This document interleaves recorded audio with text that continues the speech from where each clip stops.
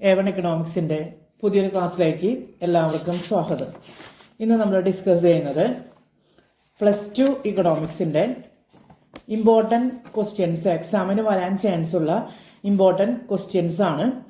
ഇത് ഇപ്പോൾ model exam +2 സ്റ്റുഡൻസിന് മോഡൽ എക്സാം 16-ാം തീയതി ആരംഭിക്കുകയാണ്. അപ്പോൾ അതിന് ആവശ്യമായിട്ടുള്ള ഇമ്പോർട്ടൻ്റ് ആയിട്ടുള്ള ക്വസ്റ്റ്യൻസ് ആണ്. ഓരോ ചാപ്റ്റർ വൈസിലെയും ക്വസ്റ്റ്യൻസ് ആണ് നമ്മളിവിടെ ഡിസ്കസ് ചെയ്യുന്നത്. നമുക്ക് എല്ലാവർക്കും അറിയാവുന്നതുപോലെ +2-ലെ 2 text book micro economics and macro economics. അതിലെ മൈക്രോ ഇക്കണോമിക്സിൻ്റെ first chapter introduction to micro economics. അതിൽ നിന്ന് വരാൻ ചാൻസ് ഉള്ള ഇമ്പോർട്ടൻ്റ് ആയിട്ടുള്ള ക്വസ്റ്റ്യൻസ് ആണ്. Central problems of an economy, ഒരു സമ്പദ് വ്യവസ്ഥയിലെ അടിസ്ഥാന പ്രശ്നങ്ങൾ എന്തെല്ലാമാണ്?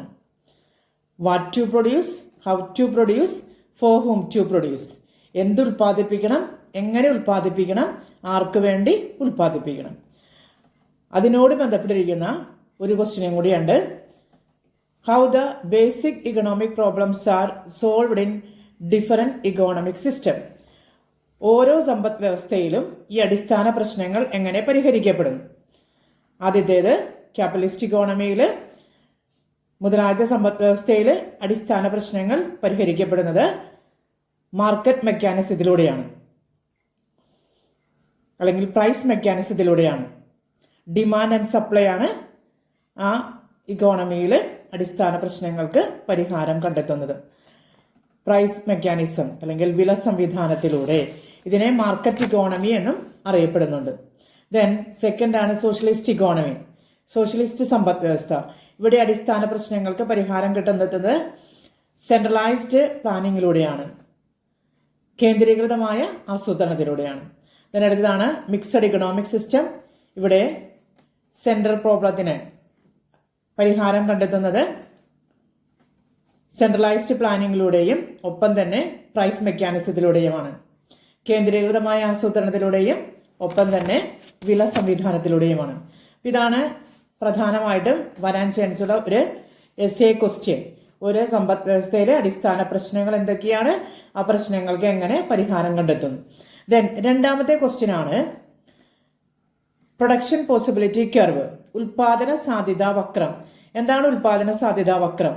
ഒരു സമ്പദ് വ്യവസ്ഥയിൽ ലഭ്യമായ വിഭവങ്ങളും സാങ്കേതിക വിദ്യയും ഉപയോഗിച്ച് ഉൽപ്പാദിപ്പിക്കാൻ സാധിക്കുന്ന രണ്ട് വസ്തുക്കളുടെ സംയോഗങ്ങൾ കൂട്ടിച്ചേർത്ത് വരയ്ക്കുന്ന രേഖ. അതിനെയാണ് ഉൽപാദന സാധ്യതാ വക്രം അല്ലെങ്കിൽ പ്രൊഡക്ഷൻ പോസിബിലിറ്റി കർവ് എന്ന് പറയുന്നത്. പ്രൊഡക്ഷൻ പോസിബിലിറ്റി കർവിലെ ഓരോ പോയിന്റും എന്തിനെ സൂചിപ്പിക്കുന്നു? ഫുള്ളർ യൂട്ടിലൈസേഷൻ ഓഫ് റിസോഴ്സസ്, വിഭവങ്ങളുടെ പൂർണ്ണമായ ഉപയോഗത്തെ സൂചിപ്പിക്കുന്നു. പ്രൊഡക്ഷൻ പോസിബിലിറ്റി കർവിനെ പുറത്തുള്ള ബിന്ദു എന്തിനെ സൂചിപ്പിക്കുന്നു? ഇനിയും വിഭവങ്ങൾ ആവശ്യമാണ്, ഗ്രോത്ത് ഓഫ് റിസോഴ്സസ് എന്നതിനെ സൂചിപ്പിക്കുന്നു. പ്രൊഡക്ഷൻ പോസിബിലിറ്റി കർവിന്റെ ഉള്ളിലുള്ള ബിന്ദു എന്നതിനെ സൂചിപ്പിക്കുന്നു അണ്ടർ യൂട്ടിലൈസേഷൻ, അതായത് വിഭവങ്ങൾ പൂർണ്ണമായിട്ടും ഉപയോഗപ്പെടുത്തിയില്ല എന്നതിനെ സൂചിപ്പിക്കുന്നു. ദെൻ ഇനി ഈ ഭാഗത്ത് നിന്ന് വരാൻ ചാൻസ് ഉള്ള ക്വസ്റ്റ്യൻ ആണ് differentiate between micro economics and macro economics. Micro ഇക്കണോമിക്സും മാക്രോ ഇക്കണോമിക്സും തമ്മിലുള്ള വ്യത്യാസം എന്താണ്? മൈക്രോ ഇക്കണോമിക്സ് എന്ന് പറയുന്നത് ഇൻഡിവിജ്വൽ യൂണിറ്റിനെ കുറിച്ചുള്ള പഠനമാണ്, വ്യക്തിഗത യൂണിറ്റിനെ കുറിച്ചുള്ള പഠനമാണ്. മാക്രോ ഇക്കണോമിക്സ് എന്ന് പറയുന്നത് സമ്പദ് വ്യവസ്ഥയെ മൊത്തത്തിൽ, ഇക്കോണമി ആസ് എ ഹോൾ, സമ്പദ് വ്യവസ്ഥയെ മൊത്തത്തിലുള്ള പഠനമാണ് മാക്രോ ഇക്കണോമിക്സ് എന്നതുകൊണ്ട് ഉദ്ദേശിക്കുന്നത്. ദെൻ അപ്പോൾ ഇത്രയും ക്വസ്റ്റ്യൻസ് ആണ് ഫസ്റ്റ് ചാപ്റ്ററിൽ നിന്ന് വരാൻ ചാൻസ് ഉള്ള ഇമ്പോർട്ടൻ്റ് ആയിട്ടുള്ള question. Then second chapter theory of consumer behaviour. അതിൽ നിന്ന് വരാൻ ചാൻസ് ഉള്ള ക്വസ്റ്റ്യൻ എന്താണ് ബഡ്ജറ്റ് ലൈൻ, ബഡ്ജറ്റ് ലൈനിന്റെ സമവാക്യം എന്താണ്, ദെൻ എങ്ങനെയാണ് ബഡ്ജറ്റ് ലൈനിൽ മാറ്റങ്ങൾ സംഭവിക്കുന്നത്, ബഡ്ജറ്റ് ലൈനിന്റെ ചരിവ് എന്താണ്, വരുമാനത്തിലുണ്ടാകുന്ന മാറ്റം കൊണ്ട് ബഡ്ജറ്റ് ലൈനിൽ എങ്ങനെ മാറ്റം സംഭവിക്കുന്നു, അതുപോലെ തന്നെ വിലയിലുണ്ടാകുന്ന മാറ്റം കൊണ്ട് ബഡ്ജറ്റ് ലൈനിൽ എങ്ങനെ മാറ്റങ്ങൾ സംഭവിക്കുന്നു. വളരെ ഇമ്പോർട്ടൻ്റ് ആയിട്ടുള്ള ഒരു ക്വസ്റ്റ്യൻ ആണ്. എസ് എ ക്വസ്റ്റ്യൻ ആയിട്ട് ചോദിക്കാൻ ചാൻസ് ഉള്ളൊരു ക്വസ്റ്റ്യൻ ആണ്. അതുപോലെ തന്നെ പ്രോബ്ലം തന്നിട്ട് ഹൊറിസോണ്ടൽ ഇന്റർസെപ്റ്റും വെർട്ടിക്കൽ ഇന്റർസെപ്റ്റും എന്താണ് എന്ന് ചോദിക്കാനായിട്ട് ചാൻസ് ഉണ്ട്.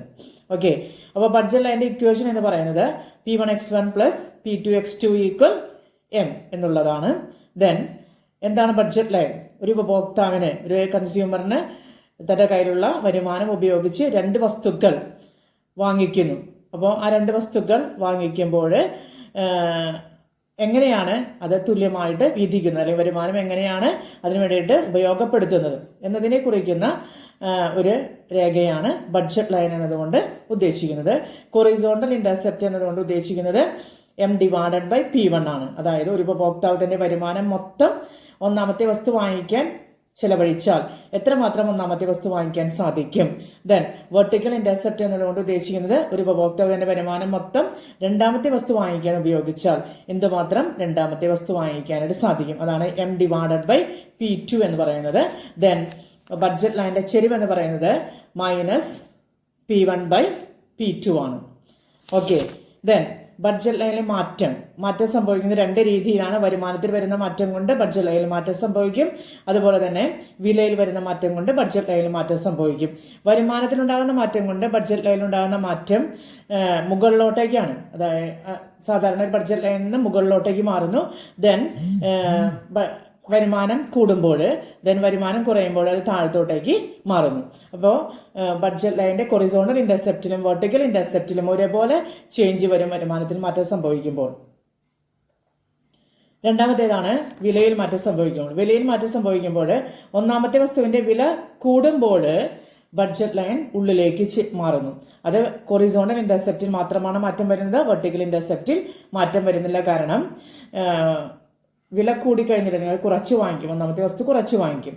ദെൻ അതുപോലെ തന്നെ ഒന്നാമത്തെ വസ്തുവിന്റെ വില കുറഞ്ഞു കഴിഞ്ഞിട്ടുണ്ടെങ്കിൽ അത് കൂടുതലായിട്ട് വാങ്ങിക്കും. അപ്പോൾ അതിന്റെ നേരത്തെ തന്നെ പുറത്തേക്കായിരിക്കും അതിന്റെ ബഡ്ജറ്റ് ലൈൻ വരുന്നത്. അവിടെയും ഹൊറിസോണ്ടൽ ഇന്റർസെപ്റ്റിലാണ് മാറ്റം വരുന്നത്. ദെൻ പിന്നെ വരുന്നത് വെർട്ടിക്കൽ ഇന്റർസെപ്റ്റിൽ മാറ്റം വരുന്നത് രണ്ടാമത്തെ വസ്തുവിന്റെ വില കൂടുമ്പോഴും കുറയുമ്പോഴുമാണ്. വില കൂടുമ്പോൾ അത് കുറച്ച് വാങ്ങിക്കും. ദെൻ വില കുറയുമ്പോൾ അത് കൂടുതൽ വാങ്ങിക്കും. അപ്പോൾ രണ്ടും വെർട്ടിക്കൽ ഇന്റർസെപ്റ്റിലാണ് മാറ്റം സംഭവിക്കുന്നത്. അടുത്തതാണ് ഇൻഡിഫറൻസ് കർവ്, നിസ്സംഗതാ വക്രം. എന്താണ് നിസ്സംഗതാ വക്രം എന്നതുകൊണ്ട് ഉദ്ദേശിക്കുന്നത്? ഒരു ഉപഭോക്താവിന് തുല്യമായ സംതൃപ്തി ലഭിക്കുന്ന ബണ്ടിലുകളുടെ ബിന്ദുക്കൾ യോജിപ്പിച്ച് വരയ്ക്കുന്ന വക്രം. അതായത് ഒരു ഉപഭോക്താവ് 2 വസ്തു വാങ്ങിച്ച് ഉപയോഗിക്കുമ്പോൾ അതിൽ നിന്ന് കിട്ടുന്ന സംതൃപ്തി തുല്യമായ ബിന്ദുക്കൾ യോജിപ്പിച്ച് വരയ്ക്കുന്ന രേഖയാണ് നിസ്സംഗതാ വക്രം എന്നതുകൊണ്ട് ഉദ്ദേശിക്കുന്നത്. നിസ്സംഗതാ വക്രത്തിന്റെ പ്രത്യേകത അല്ലെങ്കിൽ ഇൻഡിഫറൻസ് കർവിന്റെ പ്രത്യേകത എന്താണ്? അതിന് കോൺവെക്സ് ആകൃതിയാണുള്ളത്. അതുപോലെ തന്നെ ഇന്റർസെക്ട് ചെയ്യുന്നില്ല, രണ്ടും പരസ്പരം കൂട്ടിമുട്ടുന്നില്ല. Then higher indifference curve higher satisfaction സൂചിപ്പിക്കുന്നു. Lower indifference curve lower satisfaction സൂചിപ്പിക്കുന്നു. ദെൻ ഇൻഡിഫറൻസ് കർവ് ഇടത്തിൽ നിന്ന് വലത്തോട്ടേക്ക് താഴേക്കാണ് നീങ്ങുന്നത്. പിന്നെ വരുന്ന ഒരു ക്വസ്റ്റ്യൻ ആണ് ഉപഭോക്താവിന്റെ സന്തുലിതാവസ്ഥ, കൺസ്യൂമർ ഇക്വിലിബ്രിയം. എന്താണ് കൺസ്യൂമറിന്റെ ഇക്വിലിബ്രിയം? ബഡ്ജറ്റ് ലൈനും അതുപോലെ തന്നെ ഇൻഡിഫറൻസ് കർവും ടാൻജന്റ് ചെയ്യുന്ന പോയിന്റ്, അതാണ് ഉപഭോക്താവിന്റെ സന്തുലിതാവസ്ഥ ബിന്ദു എന്ന് പറയുന്നത്. അവിടെ കയ്യിലുള്ള വിഭവങ്ങൾ ഉപയോഗിച്ചിട്ട് പരമാവധി സാറ്റിസ്ഫാക്ഷൻ ലഭിക്കുന്ന പോയിന്റ്, അതാണ് കൺസ്യൂമറിന്റെ ഇക്വിലിബ്രിയം പോയിന്റ്. അത് ഡയഗ്രാം വരച്ച് എക്സ്പ്ലെയിൻ ചെയ്യാൻ പറയാറുണ്ട്. കറക്റ്റായിട്ട് പഠിച്ചു വെക്കുക.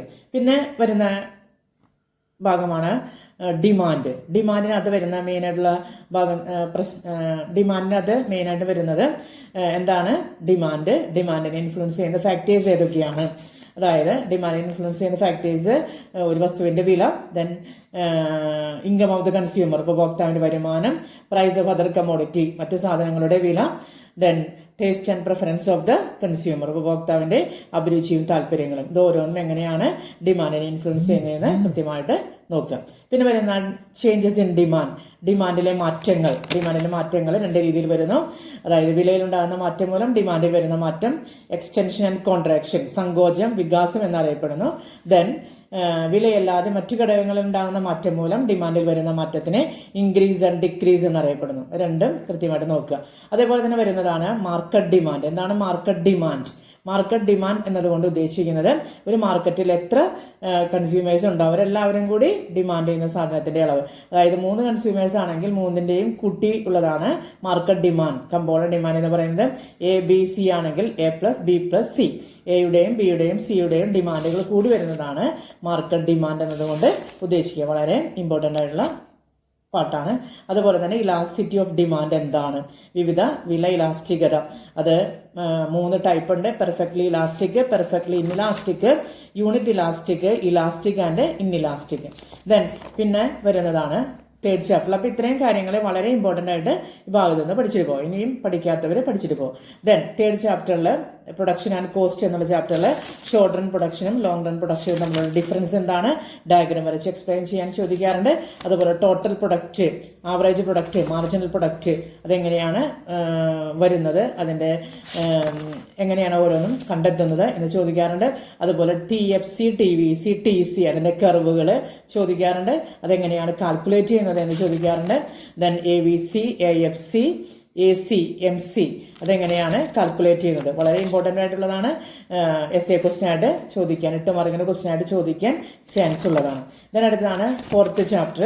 ഫോർത്ത് ചാപ്റ്ററിനകത്ത് മെയിനായിട്ടും വരുന്നത് പെർഫെക്റ്റ് കോമ്പറ്റേറ്റീവ് ഫേമിൽ എങ്ങനെയാണ് ഇക്വിലിബ്രിയത്തിൽ എത്തുന്നത്, പെർഫെക്റ്റ് കോമ്പറ്റേറ്റീവ് ഫേമിൻ്റെ ഫീച്ചേഴ്സ് എന്തൊക്കെയാണ്, പെർഫെക്റ്റ് കോമ്പറ്റേറ്റീവ് ഫേം എങ്ങനെയാണ് ഇക്വിലിബ്രിയത്തിൽ എത്തുന്നത്, അല്ലെങ്കിൽ പ്രോഫിറ്റ് മാക്സിമൈസേഷൻ പോയിന്റ് ഏതാണ്, അതിൻ്റെ 3 കണ്ടീഷൻസ് ഉണ്ട്, അത് ഏതൊക്കെയാണ്, വളരെ ഇമ്പോർട്ടൻ്റ് ആയിട്ടുള്ളതാണ്. അതേപോലെ തന്നെ ഷട്ട് ഡൗൺ പോയിന്റ് ഏതാണ്, ഷട്ട് ഡൗൺ പോയിന്റ് എന്ന് പറയുന്നത് ഏതാണ്. പിന്നെ വരുന്നതാണ് break even point, break even point ഏതാണ്. ദെൻ എന്താണ് സപ്ലൈയെ ഇൻഫ്ലുവൻസ് ചെയ്യുന്ന ഫാക്ടേഴ്സ് ഏതൊക്കെയാണ്, മാർക്കറ്റ് സപ്ലൈ എങ്ങനെയാണ് കണ്ടെത്തുന്നത്, വളരെ ഇമ്പോർട്ടൻ്റ് ആയിട്ടുള്ളതാണ്, എല്ലാ എക്സാമുകൾക്കും ചോദിക്കാറുണ്ട്. അതുപോലെ തന്നെ ഫിഫ്ത്ത് ചാപ്റ്റർ മാർക്കറ്റ് ഇക്വിലിബ്രിയം എന്നുള്ള ചാപ്റ്ററിനകത്ത് വരുന്നത് എന്താണ് മാർക്കറ്റ് ഇക്വിലിബ്രിയം, എക്സസ് ഡിമാൻഡ് എന്താണ്, എക്സസ് സപ്ലൈ എന്താണ്, ഡയഗ്രാം വരച്ച് എക്സ്പ്ലെയിൻ ചെയ്യാൻ പറയും. അതുപോലെ ടേബിൾ തന്നിട്ട് ഇക്വിലിബ്രിയം പ്രൈസും ഇക്വിലിബ്രിയം ക്വാണ്ടിറ്റിയും കണ്ടെത്താൻ പറയും. പിന്നെ പ്രോബ്ലം തന്നിട്ട് ഡിമാൻഡ് ഫംഗ്ഷനും സപ്ലൈ ഫംഗ്ഷനും തന്നിട്ട് അതിൽ നിന്ന് ഇക്വിലിബ്രിയം പ്രൈസും ഇക്വിലിബ്രിയം ക്വാണ്ടിറ്റിയും അതേപോലെ തന്നെ എക്സസ് ഡിമാൻഡും എക്സസ് സപ്ലൈയും കണ്ടെത്താൻ വരും. അതേപോലെ ഈ ചാപ്റ്ററിനകത്ത് വേറൊരു ക്വസ്റ്റ്യൻ ആണ് വരുന്നത്, എന്താണ് പ്രൈസ് സീലിംഗ്, പ്രൈസ് ഫ്ലോറിംഗ്, എപ്പോഴും എക്സാമിൽ ചോദിക്കുന്ന വളരെ ഇമ്പോർട്ടൻ്റ് ആയിട്ടുള്ള ക്വസ്റ്റ്യൻ ആണ് ഈ ഭാഗത്ത് നിന്ന് വരുന്നത്. ദെൻ പിന്നെ വരുന്നതാണ് സിക്സ്ത് ചാപ്റ്റർ നമ്മൾ ഡിലീറ്റഡ് പോർഷൻ ആണ്. പിന്നെ വരുന്നത് മാക്രോ ഇക്കണോമിക്സിൽ. അപ്പോൾ മൈക്രോ ഇക്കണോമിക്സിൽ ഇത്രയും ക്വസ്റ്റ്യൻസ് പഠിച്ചാൽ മതി, നല്ല മാർക്ക് തന്നെ നിങ്ങൾക്ക് എല്ലാവർക്കും സ്കോർ ചെയ്യാനായിട്ട് സാധിക്കും. പിന്നെ വരുന്നതാണ് മാക്രോ ഇക്കണോമിക്സിൽ. മാക്രോ ഇക്കണോമിക്സിൽ മെയിനായിട്ട് വരുന്നത് ഗ്രേറ്റ് ഡിപ്രഷൻ, ലോക സാമ്പത്തിക മാന്ദ്യം, അതിൻ്റെ പശ്ചാത്തലം എന്താണ്, അതിൻ്റെ ബാക്ക്ഗ്രൗണ്ട് എന്താണെന്ന് ചോദിക്കും.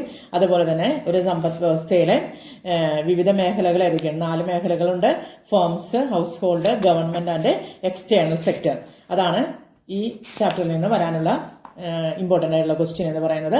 ദെൻ സെക്കൻഡ് ചാപ്റ്ററിനകത്ത് വരാൻ ചാൻസ് ഉള്ളത് എന്ന് പറയുന്നത് 2 സെക്ടർ മോഡലിൽ 2 മേഖലകളുടെ സമ്പദ് വ്യവസ്ഥയിലെ വരുമാനത്തിന്റെ ചാക്രിക പ്രവാഹം, circular flow of income in 2 sector model, വളരെ ഇമ്പോർട്ടൻ്റ് ആണ്, വരാൻ ചാൻസ് ഉള്ളതാണ്.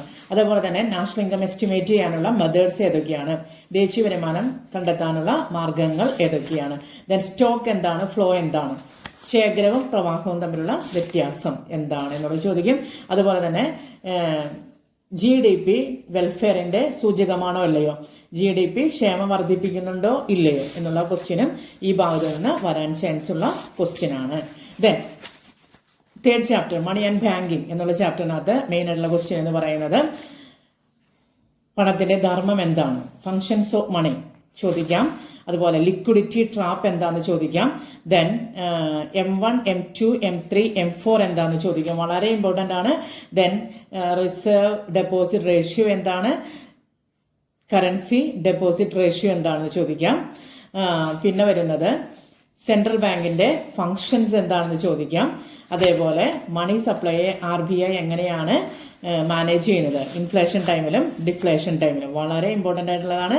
ഇത്രയും ഭാഗങ്ങൾ ഈ തേർഡ് ചാപ്റ്ററിൽ നിന്ന് പഠിച്ചിട്ട് പോയേ പറ്റൂ. ദെൻ ഫോർത്ത് ചാപ്റ്ററിനകത്ത് മാക്രോ ഇക്കണോമിക്സിലെ ഫോർത്ത് ചാപ്റ്ററാണ് income determination.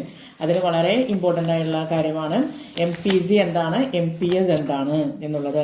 MPC plus MPS equal 1 ആണ്. അതൊരു ഒബ്ജക്റ്റീവ് ടൈപ്പ് ക്വസ്റ്റ്യൻ ആയിട്ട് ചോദിക്കാൻ ചാൻസ് ഉള്ളതാണ്. ദെൻ അഗ്രഗേറ്റ് ഡിമാൻഡും അഗ്രഗേറ്റ് സപ്ലൈയും ഇന്റർസെക്ട് ചെയ്യുന്ന പോയിന്റ്, എങ്ങനെയാണ് വരുമാനം നിർണ്ണയിക്കുന്നത്, ഇൻകം ഡിറ്റർമിൻ ചെയ്യുന്നത്, ഡയഗ്രാം വരച്ച് എക്സ്പ്ലെയിൻ ചെയ്യാനായിട്ട് ചോദിക്കുന്ന ഒരു ക്വസ്റ്റ്യൻ ആണ്. ദെൻ പിന്നെ അടുത്ത ചാപ്റ്ററിനകത്ത് മെയിനായിട്ട് നമ്മൾ പഠിച്ചുകൊണ്ട് പോകേണ്ടത് ഗവൺമെന്റ് ബഡ്ജറ്റ് എന്നുള്ള ചാപ്റ്ററിനകത്ത് ബഡ്ജറ്റിന്റെ ഫങ്ഷൻസ് എന്താണ് അല്ലെങ്കിൽ ഫീച്ചേഴ്സ് എന്താണ് എന്നുള്ളത് പഠിച്ചിട്ട് പോകാനുള്ളതാണ്. ദെൻ ഒപ്പം തന്നെ ബഡ്ജറ്റ്, ഡിഫറെന്റ് ടൈപ്പ് ബഡ്ജറ്റിന് ഗവൺമെന്റ് ബഡ്ജറ്റ് 2 ഡിവൈഡ് ചെയ്തിട്ടുണ്ട്. എന്താണ് ക്യാപിറ്റൽ ബഡ്ജറ്റ് എന്നും റവന്യൂ ബഡ്ജറ്റ് എന്നും. അപ്പോൾ അതിൻ്റെ ഓരോന്ന് ഡിവിഷൻസ് നമ്മൾ കറക്റ്റായിട്ട് അവിടെ ഒരു ഫ്ലോ ചാർട്ട് ഉണ്ട്. ആ ഫ്ലോ ചാർട്ട് കൃത്യമായിട്ട് പഠിച്ചിട്ട് പോവുക. അതുപോലെ തന്നെ ബാലൻസ്ഡ് ബഡ്ജറ്റും അൺബാലൻസ്ഡ് ബഡ്ജറ്റും തമ്മിലുള്ള ഡിഫറൻസ് എന്താണ് എന്നുള്ളത് കൃത്യമായിട്ട് നോക്കിയിട്ട് പോവുക. ദെൻ അടുത്തതാണ് sixth chapter open economy and macro economics, തുറന്ന സമ്പദ് വ്യവസ്ഥയും സ്ഥൂല സാമ്പത്തിക ശാസ്ത്രം എന്നുള്ള ചാപ്റ്ററിനകത്ത് പ്രധാനമായിട്ട് പഠിക്കാനുള്ളത് ബാലൻസ് ഓഫ് പേയ്മെൻറ്റും ബാലൻസ് ഓഫ് ട്രേഡും തമ്മിലുള്ള ഡിഫറൻസ് എന്താണ്, അടവ് ശിഷ്ടവും വ്യാപാര ശിഷ്ടവും തമ്മിലുള്ള വ്യത്യാസം എന്താണ്. ദെൻ അതുപോലെ തന്നെ ബാലൻസ് ഓഫ് പേയ്മെൻറ്റിൻ്റെ റെക്കോർഡ്സ് ഏതൊക്കെയാണ്, അല്ലെങ്കിൽ അക്കൗണ്ട്സ് ഏതൊക്കെയാണ്, കറണ്ട് അക്കൗണ്ട്, ക്യാപിറ്റൽ അക്കൗണ്ട് എന്നുള്ളത് കൃത്യമായിട്ട് നോക്കിയിട്ട് പോവുക. Then exchange rate, nominal exchange rate, real exchange rate തമ്മിലുള്ള ഡിഫറൻസ് എന്താണ്. ദെൻ എക്സ്ചേഞ്ച് റേറ്റ് എങ്ങനെയാണ് നിർണ്ണയിക്കാനുള്ള മാർഗ്ഗങ്ങൾ ഏതൊക്കെയാണ്, fixed exchange, then flexible exchange rate, then managed floating exchange rate, then ഡിവാലുവേഷനും റീവാലുവേഷനും തമ്മിലുള്ള ഡിഫറൻസ് എന്തൊക്കെയാണ്. ഇത്രയും കാര്യങ്ങൾ നിങ്ങൾ സെക്കൻഡ് ഇയറിൽ പഠിച്ചിട്ട് പോയത്, ഇത്രയും ക്വസ്റ്റ്യൻസിൻ്റെ ആൻസർ നമ്മൾ പഠിച്ചിട്ട് പോയി കഴിഞ്ഞിട്ടുണ്ടെങ്കിൽ നമുക്ക് ഫുള്ളായിട്ട് ആവശ്യം നല്ല മാർക്ക് തന്നെ സ്കോർ ചെയ്യാനായിട്ട് പറ്റും. അപ്പോൾ എല്ലാവരും കൃത്യമായിട്ട് ഇത് ഓരോന്നും പഠിച്ചിട്ട് പോവുക. നിങ്ങളുടെ മോഡൽ എക്സാം ആണ് വരുന്നത് 16-ാം തീയതി. അപ്പോൾ അതിന് വേണ്ടിയിട്ട് കൃത്യമായിട്ട് എല്ലാവരും പ്രിപ്പയർ ചെയ്യുക. ഇനി അഡീഷണൽ ക്വസ്റ്റ്യൻസ്, ഒബ്ജക്റ്റീവ് ടൈപ്പ് ക്വസ്റ്റ്യൻസും അതിൻ്റെ ആൻസേഴ്സും ഇമ്പോർട്ടൻ്റ് ആയിട്ടുള്ള കാര്യങ്ങൾ വർക്കൗട്ട് ചെയ്ത് ഈ ദിവസങ്ങളിൽ ഞാൻ ഈ വീഡിയോ ഇവിടെ ഞാൻ അപ്ലോഡ് ചെയ്യുന്നതായിരിക്കും. അപ്പം എല്ലാവരും ശ്രദ്ധിക്കുക. ഇനിയും നല്ല മാർക്ക് വാങ്ങിക്കണമെന്ന് ആഗ്രഹമുള്ളവരെല്ലാവരും ഈ വീഡിയോ കൃത്യമായിട്ട് കാണുക. നിങ്ങൾ ഈ വീഡിയോ ലൈക്ക് ചെയ്യുക, ഷെയർ ചെയ്യുക, സബ്സ്ക്രൈബ് ചെയ്യുക. ഇനിയും ഒരു വീഡിയോയുമായി വരുന്നത് വരെ എല്ലാവർക്കും നന്ദി, നമസ്കാരം.